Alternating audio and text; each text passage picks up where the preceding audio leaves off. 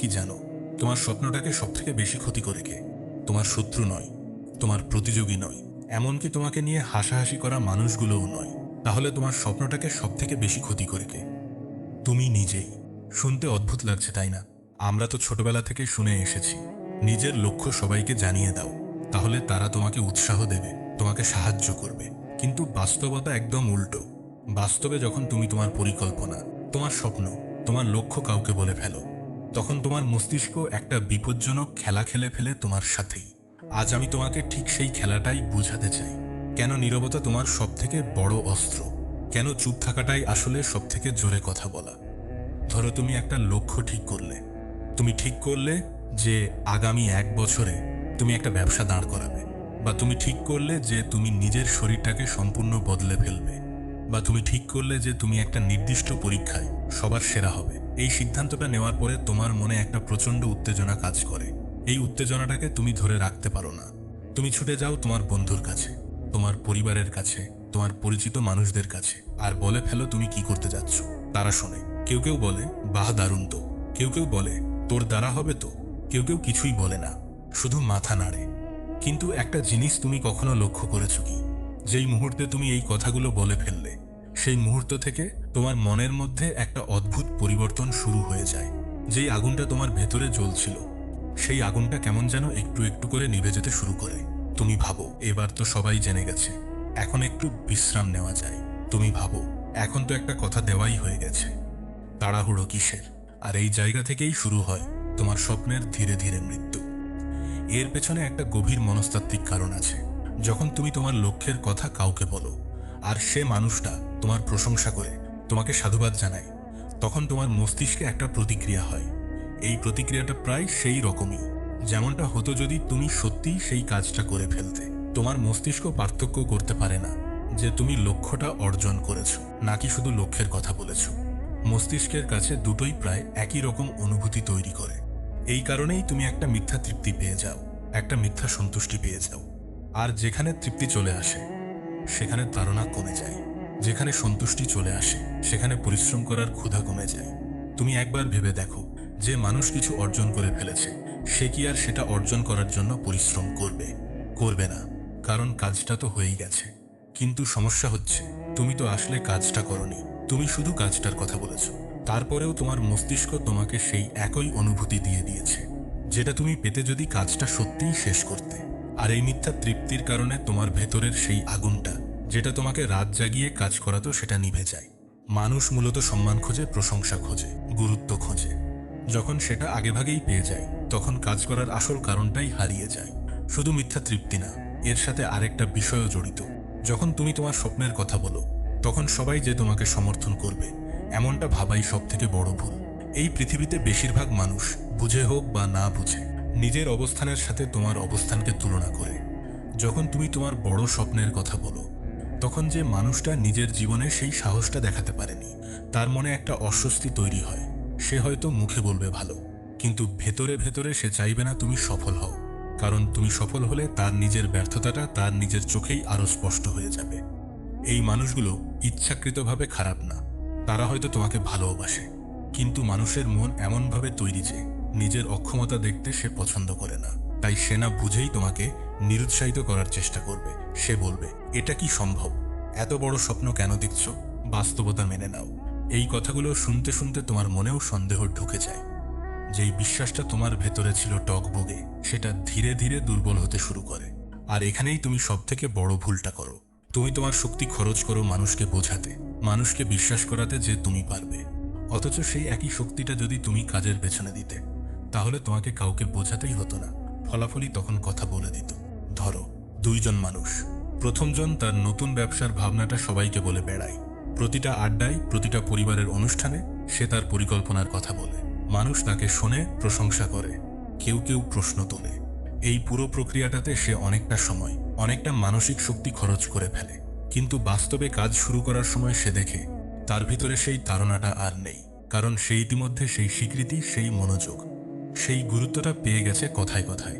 দ্বিতীয়জন কাউকে কিছু বলে না, সে চুপচাপ তার পরিকল্পনা সাজায়, চুপচাপ কাজ শুরু করে, রাতের পর রাত পরিশ্রম করে। কিন্তু কেউ জানে না, কেউ তাকে প্রশংসা করছে না, কেউ তাকে উৎসাহ দিচ্ছে না। এই নীরবতার মধ্যে তার ভেতরের তাড়নাটা আরও তীব্র হয়, কারণ তার ভেতরে একটা ক্ষুধা তৈরি হয়, প্রমাণ করার ক্ষুধা। যেই ক্ষুধাটা প্রথম জনের মধ্যে আগেভাগেই মিটে গিয়েছিল, সেটা দ্বিতীয় জনের মধ্যে অক্ষত থেকে যায়, আর সেটাই তাকে সামনে ঠেলে নিয়ে যায়।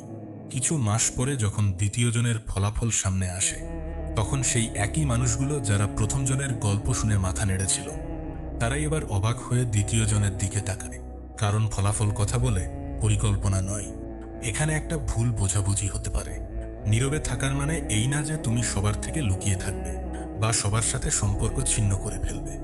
নীরবতা মানে হচ্ছে তোমার মানসিক শক্তিকে সংরক্ষণ করা, তোমার শক্তিকে এমন জায়গায় খরচ না করা যেখানে তার প্রতিদান শূন্য। তুমি যখন তোমার পরিকল্পনা কাউকে বলো, তুমি আসলে তোমার ভেতরের সেই সৃজনশীল শক্তিটাকে বাইরে বের করে দিচ্ছ কথার মাধ্যমে। অথচ সেই একই শক্তিটা যদি তুমি ভেতরে ধরে রাখো, সেটা রূপান্তরিত হয় কাজে, পরিশ্রমে, ফলাফলে। একটা বাঁধের কথা ভাবো। যদি তুমি বাঁধের সব পানি ছোট ছোট ফাঁক দিয়ে বের করে দাও, তাহলে সেই পানি দিয়ে কখনো বিদ্যুৎ তৈরি করা যাবে না। কিন্তু যদি তুমি সেই পানিকে আটকে রাখো, জমা করো, আর তারপর সঠিক সময়ে সঠিক জায়গা দিয়ে ছাড়ো, তখনই সেটা থেকে বিশাল শক্তি উৎপন্ন হয়। তোমার স্বপ্নও ঠিক তেমন। তুমি যদি সেটাকে কথায় কথায় ফাঁক দিয়ে বের করে দাও, তাহলে সেই স্বপ্নের কোনো শক্তি অবশিষ্ট থাকে না কাজে রূপান্তরিত হওয়ার জন্য। কিন্তু যদি তুমি সেটাকে ভেতরে জমা রাখো, নীরবে কাজ করো, তাহলে একদিন সেই জমানো শক্তিটাই বিস্ফোরণের মতো বেরিয়ে আসে ফলাফল হয়ে। একটা প্রশ্ন তোমার মনে আসতেই পারে, তাহলে কি জীবনে কারো সাথেই স্বপ্নের কথা বলা যাবে না? উত্তরটা হচ্ছে বলা যাবে, কিন্তু সেটা হতে হবে অত্যন্ত সতর্কভাবে বেছে বেছে। প্রথম কথা হচ্ছে, তোমার স্বপ্নের কথা তাদেরকেই বলো যাদের নিজেদের জীবনেও একই ধরনের চিন্তা ভাবনা আছে, যারা বড় স্বপ্ন দেখতে ভয় পায় না, যারা তোমার সাফল্যে সত্যিকার অর্থে খুশি হবে। এমন মানুষ পৃথিবীতে খুব কম, হয়তো তোমার জীবনে 2-1 জন। দ্বিতীয় কথা হচ্ছে, যদি বলতেই হয়, তাহলে সেটা করো ফলাফলের কাছাকাছি গিয়ে, শুরুতে নয়। শুরুতে তোমার পরিকল্পনা এতটাই নাজুক থাকে, এতটাই ভঙ্গুর থাকে যে সামান্য একটা নেতিবাচক কথাও সেটাকে ভেঙে দিতে পারে।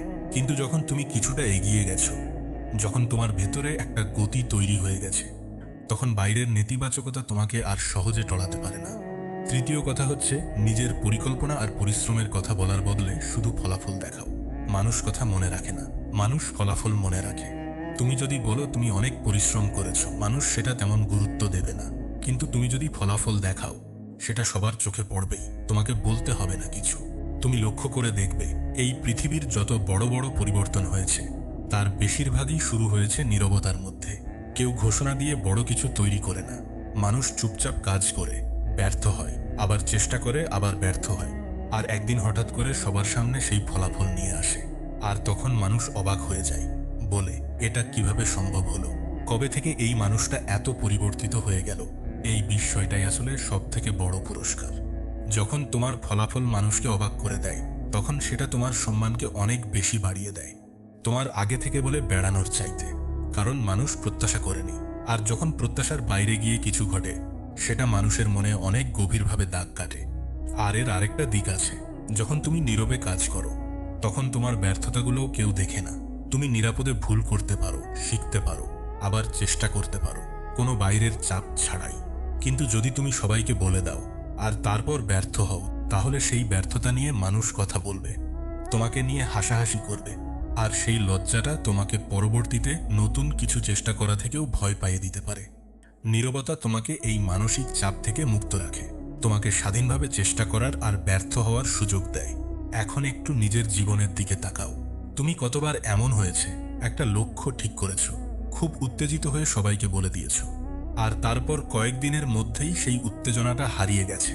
নিজেকেই প্রশ্ন করো, কতগুলো লক্ষ্য তুমি ঘোষণা দিয়েছিলে যেগুলো তুমি পূরণ করতে পারোনি, আর কতগুলো লক্ষ্য তুমি চুপচাপ কাজ করে অর্জন করতে পেরেছো? এই প্রশ্নের উত্তরটা যদি তুমি সৎভাবে দাও, তাহলে তুমি নিজেই বুঝে যাবে নীরবতার শক্তিটা ঠিক কতটা বাস্তব। এটা কোনো কাল্পনিক কথা না, এটা মনের একটা বাস্তব সত্য, যেটা তুমি নিজের জীবনেই বহুবার অনুভব করেছো, কিন্তু হয়তো কখনো এভাবে বুঝে দেখোনি। তাহলে আজ থেকে তুমি কি করবে? চলো কয়েকটা সহজ নিয়ম বুঝে নেই। প্রথম নিয়ম হচ্ছে, তোমার লক্ষ্যকে লিখে রাখো, বলে বেরিও না। যখনই তোমার মাথায় একটা বড় স্বপ্ন আসবে, সেটাকে একটা খাতায় বা নোটে লিখে ফেলো। মুখ দিয়ে বলার বদলে কলম দিয়ে লেখো। লেখাটা তোমার আর তোমার লক্ষ্যের মধ্যে একটা ব্যক্তিগত সম্পর্ক তৈরি করে, যেটা অন্য কাউকে জড়ায় না। দ্বিতীয় নিয়ম হচ্ছে, সাফল্য না আসা পর্যন্ত পুরো প্রক্রিয়াটা নিজের মধ্যে রাখো। তুমি কি করছো, কিভাবে করছো, কতটা সময় দিচ্ছ, এসব প্রতিদিন সবাইকে জানানোর দরকার নেই। এই তথ্যগুলো তোমার আর তোমার লক্ষ্যের মধ্যেই থাকুক। তৃতীয় নিয়ম হচ্ছে, অপ্রয়োজনীয় প্রশ্নের উত্তর দেওয়ার দায়িত্ব নিজের কাঁধ থেকে নামিয়ে ফেলো। মানুষ জিজ্ঞেস করবে, তুমি কি করছো আজকাল? তোমাকে প্রতিটা প্রশ্নের বিস্তারিত উত্তর দিতে হবে না। একটা সাধারণ উত্তর দিয়ে বিষয়টা এড়িয়ে যাওয়াই যথেষ্ট। তোমার সময় আর তোমার ব্যাখ্যা দুটোই মূল্যবান, সেগুলো এমনি এমনি খরচ করার দরকার নেই। চতুর্থ নিয়ম হচ্ছে, নিজের অগ্রগতিকে নিজের সাথেই উদযাপন করো। তুমি যখন একটা ছোট লক্ষ্য পূরণ করবে, সেটা অন্য কাউকে জানিয়ে সেই তৃপ্তিটা পাওয়ার দরকার নেই। নিজের মনে নিজেকে বলো, আমি এগিয়ে যাচ্ছি। এই আত্মতৃপ্তিটা তোমার ভেতর থেকেই আসুক, বাইরের প্রশংসা থেকে না। পঞ্চম নিয়ম হচ্ছে, ফলাফল দিয়ে কথা বলতে দাও। যেদিন তোমার ফলাফল এতটাই স্পষ্ট হয়ে যাবে যে সেটা আর লুকিয়ে রাখা সম্ভব হবে না, সেদিন সেটাই কথা বলবে তোমার হয়ে। ততদিন পর্যন্ত ধৈর্য ধরো, নীরবে কাজ করে যাও। জীবনের একটা সবথেকে বড় সত্য হচ্ছে, তোমার নীরবতা তোমার সবথেকে বড় শক্তি হতে পারে, যদি তুমি সেটাকে সঠিকভাবে ব্যবহার করতে জানো। পৃথিবীর মানুষ কথায় বিশ্বাস করে না, তারা ফলাফলে বিশ্বাস করে। তুমি যত বেশি কথা বলবে, তত বেশি তোমার শক্তি ক্ষয় হবে। তুমি যত বেশি নীরব থাকবে, তত বেশি তোমার শক্তি জমা হবে। আর একদিন সেই জমানো শক্তিটাই তোমাকে এমন একটা জায়গায় নিয়ে যাবে যেখানে তোমাকে কিছু বলতেই হবে না, কারণ তোমার জীবনটাই তখন সবকিছু বলে দেবে।